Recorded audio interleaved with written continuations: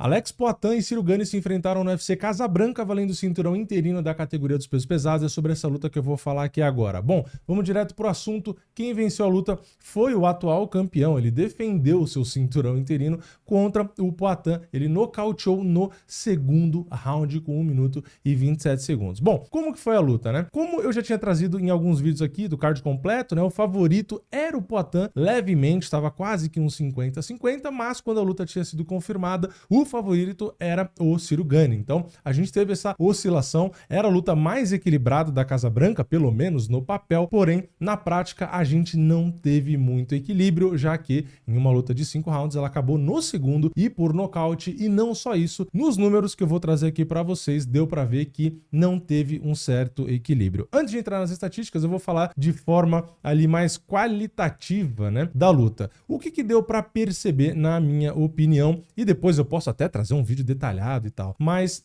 eu percebi o que a gente tinha medo, que era um pouco de diferença na velocidade entre os dois. O Ciro Gane é um dos, se não for o lutador mais rápido dessa categoria dos pesos pesados. Então, uma diferença que poderia ter de velocidade de um cara que era mais leve e estava subindo, tudo bem, ele acabou ficando mais pesado, a gente não teve aqui, não se traduziu, pelo contrário, né, a gente percebeu uma diferença ali. E o Ciro Gane, ele foi muito inteligente, né, ele também trabalhou muitos chutes, né, que era uma ferramenta do próprio Poatan. O Poatan também usou chutes baixos, aliás, o Poatan conectou bem mais golpes fora do rosto do que no rosto em si. Então a gente teve ali realmente um Poatan tentando no final do primeiro round andar um pouco mais para frente. Então quando ele decidiu realmente caminhar para frente, ele teve alguns bons momentos, porém, como esperado, o Ciro Gane no início da luta teria ainda condições de se movimentar. Então ele conseguiu se movimentar muito bem, venceu ali esse primeiro round. E no segundo round a gente teve ali de novo, né, o Ciro Gane achando os melhores golpes, estava numa velocidade maior, naquele entre e sai, ele conseguiu um knockdown com um jab, tá? Com a mão da frente,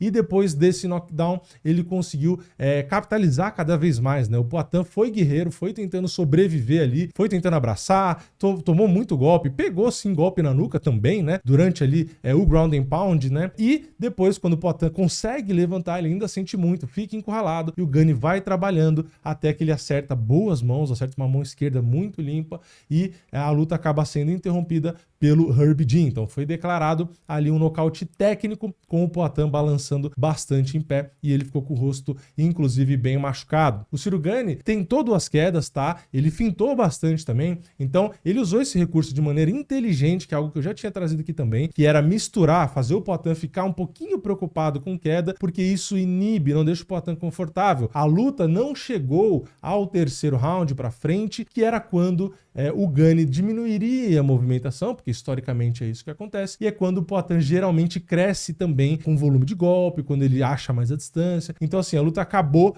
realmente muito cedo, né? Não deu tempo do Gane perder a sua maior qualidade, que era a movimentação. E falando dos números em si, como eu disse que traria para vocês, a gente teve, por exemplo, no primeiro round, o Gane conectando mais do que o dobro dos golpes significativos do Poatan. Ele conectou 23 e tomou apenas 11, com uma precisão de 51%, enquanto o Poatan teve apenas 42% de precisão. E no segundo round fica muito maior a diferença. A gente teve o Poatan conectando apenas um golpe significativo, com 14% de precisão, enquanto a gente teve o Gane conectando 31, já que teve toda a blitz ali do nocaute, com 75% de precisão. E se a gente olha onde foram esses golpes, tá? A gente teve o Poatan conectando apenas 3 golpes na cabeça do Ciro Gane e tomando 39, isso só na cabeça, tá? O Poatan acabou conectando ali 8 chutes no Gane, e o Gane conectou 11 chutes, então mesmo nos chutes a gente teve o Gane também com um volume conectado maior, tá? No corpo a gente teve apenas um golpe conectado pelo Poatan, a gente teve 4 do Ciro Gane, enfim, a gente teve 3 golpes do Gane ali no clinch, não teve nenhum do Poatan. No chão a gente teve 15 do Gane, porque eles chegaram aí pro chão e teve o ground and pound, né? Do Poatan não teve nenhum. E na distância, que seria ali na trocação mesmo, a gente teve 36 pro Gane contra apenas 12 do Poatan no total da luta. Então conectou ali o triplo, tá? Então é isso, né? No geral, se a gente vai no primeiro round, o Poatan botou 2 golpes na cabeça e no segundo botou um só, né? Se a gente olha no corpo, o Poatan colocou um golpe no corpo no primeiro round, nenhum no segundo. Dos chutes, o Poatan colocou 8, mas tomou 9, e no segundo ele não conectou conectou nenhum chute. Então, assim, realmente foi uma luta muito complicada, uma diferença muito grande de golpes, mais do que o dobro no primeiro e 30 vezes mais, né, no segundo, porque foi 31 a apenas um golpe. Então, o número de golpes, o volume, a precisão, a velocidade, realmente tudo foi a favor do Ciryl Gane. E aqui tem algo que eu falei bastante, que o pessoal tinha um consenso, né, do Gane não ter punch, né? Então, ficava naquela, o Poatan dessa vez não tá desidratado, tá muito mais forte, o Gane não tem punch, então o nocaute não é uma preocupação. E eu digo, né, a minha opinião antes da luta era que o Gane poderia vencer ali numa decisão, ou o Poatan por nocaute, seriam os mais prováveis, né? Mas é aquilo, descartar o nocaute na categoria dos pesos pesados é realmente complicado. Então, o Gane mostrou que ele tem sim punch. Lembrando, ele derrubou o Poatan, ele deu um knockdown no Poatan com um jab, a mão da frente. Ele avançou, deu um jab e o Poatan caiu sentado. E a partir dali, o Poatan acabou sentindo muito, tentou levantar e teve tudo aquilo. E o Gane, de maneira inteligente, foi capitalizando cada vez mais, não deixou o Poatan se recuperar. Então, é aquilo, tá? Peso pesado, não importa se é jab, não importa se o cara é bom ou ruim, é um ser humano de mais de 100 quilos, colocando um golpe com uma luva pequena de 4 onças. Então não dá pra generalizar, porque o Espinal, o Pavlovich, o Ngannou bate mais forte que o Gane, logo o soco dele não nocauteia ninguém. Isso não existe, tá? Então ficou provado aqui, o Poatan é um cara considerado com uma boa absorção de golpes e ele não conseguiu segurar o jab. Então, peso pesado é isso. Por isso que essa categoria é a categoria com menos sequência, uma menor sequência de defesas de cinturão. É muito difícil você ter uma constância, porque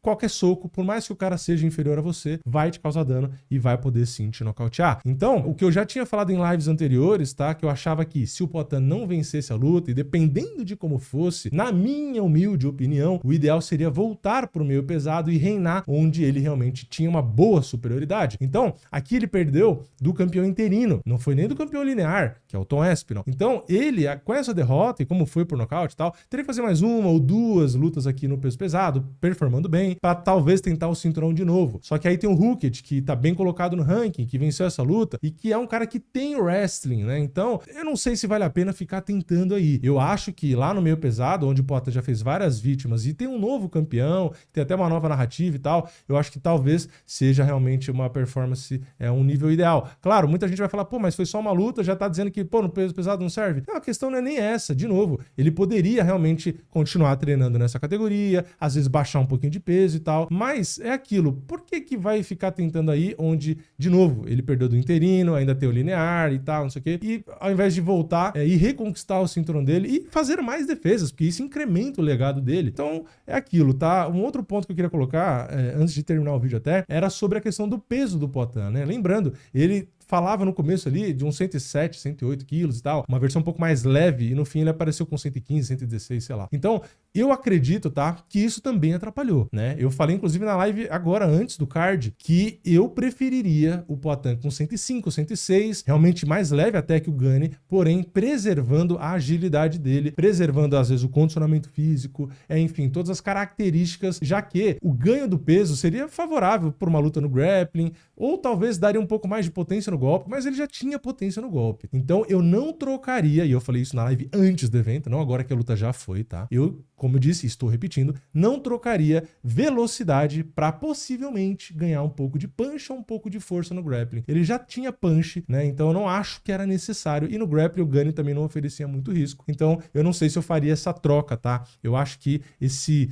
peso até mais pesado do que o próprio Gane não foi uma boa ideia, ainda mais contra um cara ágil. Então acredito eu que poderia ter sido feito diferente. Lembrando, não sou um engenheiro de obra pronta, não tô falando depois do resultado, eu falei tudo isso em live, eu falei tudo isso ao vivo aqui. Bom, então é isso, né? Não é um vídeo muito legal de fazer, dá pra perceber o meu ânimo. Quem viu a live durante o card, ela não tá disponibilizada, eu privei de propósito, porque quem queria assistir a live, viu a live. Quem não, né, não viu na hora, não vai ver depois. Se der vontade eu posto algum corte, mas viu a minha reação ali ao vivo, tá? Realmente tem toda essa teoria de eu não gostar do cara e bibibi, e aí ficou provado ali na live que não. Primeiro que eu tinha feito a minha fezinha nele, então já não fiquei feliz aí. E assim, fiquei triste por ele ter sido nocauteado, por o Brasil não ter tido um terceiro cinturão. Dá pra perceber meu ânimo aqui, no vídeo, inclusive, né? Se eu tivesse feliz, se eu tivesse curtindo que o cara perdeu, eu estaria aqui fazendo piada, debochando, falando aí, não sei o quê, eu avisei, porque blá, blá, blá, blá, blá. Não. né? O que eu fiz só foi analisar, fiz vários vídeos analisando o Gane, colocando realmente os riscos que ele trazia, a velocidade, a movimentação, os jabs, enfim, eu peguei tudo que eu identifiquei de padrão no jogo do Gane, ele executou realmente muitas coisas ali, mas é isso, tá? Eu ainda achava que o Poatan venceria, não acreditava que ele perderia na própria trocação, já que é o forte dele, mas independente de eu ter errado o meu palpite que eu coloquei no brasileiro, eu evidenciei a todo tempo as qualidades do Ciro Gane. Então, o meu objetivo, independente de eu acertar ou errar o palpite, é trazer realmente para vocês a visão do quão perigoso é cada lutador e tentando, às vezes, até mostrar que as bolsas em si podem estar com uma visão distorcida. Então, eu tento colocar a expectativa correta. Eu tentei ao máximo, mesmo tendo meu palpite no Poatan, não colocar ele como um grande favorito, que não tem tanto risco, enfim, eu tentei não fazer o oba-oba, que muitos fizeram e acabam gerando uma frustração grande, que é o que eu sempre falo aqui. Então, eu fiz o possível, mesmo acreditando no Poatan, tentei ficar com o pé no chão ao máximo, trouxe tudo que eu tinha visto de qualidade ali, e é isso, né? Infelizmente, o Ciro Gane foi melhor nessa noite aí no UFC da Casa Branca. Infelizmente, o Poatan não conseguiu o terceiro cinturão, mas é isso. Se ele quiser continuar no peso pesado, de novo, eu não acho que é a melhor ideia, mas de qualquer forma, ele tem capacidade para ganhar o Ciro Gane numa revanche, ele tem capacidade para ser realmente campeão do terceiro cinturão, apesar de eu achar que o Tom Aspinall é ainda mais difícil, mas não dá para duvidar dele. Então, é isso. Se ele quiser continuar aí, resta a gente continuar torcendo para que ele consiga. Se ele descer pro meio pesado, que eu acho que é um pouco melhor, né, vamos dizer assim, eu acho que ele tem tudo para incrementar a quantidade de defesas dele ali, né? Tem tudo para recuperar o cinturão e incrementar a quantidade de defesas. Enfim, vamos deixar ele descansar aí dessa luta, né, dessa derrota, e vamos ver o que ele decide, né? Independente também do que ele decidir, já é um duplo campeão, já fez história, porra, já ganhou seu dinheiro ali. Então, assim, o que vale é que ele tentou, treinou, se esforçou e fez o que dava para fazer, né? Desde que ele tivesse realmente bem treinado e deu tudo de si ali, eu acho que não tem muito por que ter arrependimento. Derrota faz parte, não é a primeira, não é a segunda derrota dele, não é o primeiro nocaute sofrido, então acho que tem nada de novo aí. Ele é bem maduro, inclusive, quanto a isso, então acho que ele vai passar bem por essa. Obviamente ninguém quer perder, mas não acho que ele é um cara que vai ficar de cabeça baixa remoendo. Acho que ele simplesmente vai querer marcar a próxima luta o mais rápido possível e voltar, né? Mas é isso. Eu, sinceramente, de novo, torço para que ele volte aí no meio pesado. Dá para bater no Carlos Zuber, dá para bater no Ankalaev de novo se ele retomar cinturão, dá para bater no Khalil, no Prochazka. Enfim, é o que eu queria, né? Mas minha vontade não muda nada. Eu quero saber a opinião de vocês. Vocês acham que ele tem que continuar? Afinal de contas, já teve essa primeira experiência, dá para ajustar e tal, e pode continuar tentando o terceiro cinturão? Ou vocês acham melhor aumentar a quantidade de defesas dele lá no meio pesado? Lembrando, ele ainda tem 7 lutas no contrato. Se ele recupera o cinturão, dá pra fazer várias defesas, dá pra ter um número bem legal de defesa lá. E aqui no pesado ele pode ter um recorde diferente, mas a gente já viu que é pedreira, né? Enfim, sei lá. Comente sua opinião aí embaixo. Deixa o like no vídeo se você gostou, se inscreve no canal, ativa o sininho e eu vejo vocês na próxima. É nóis, valeu, falou!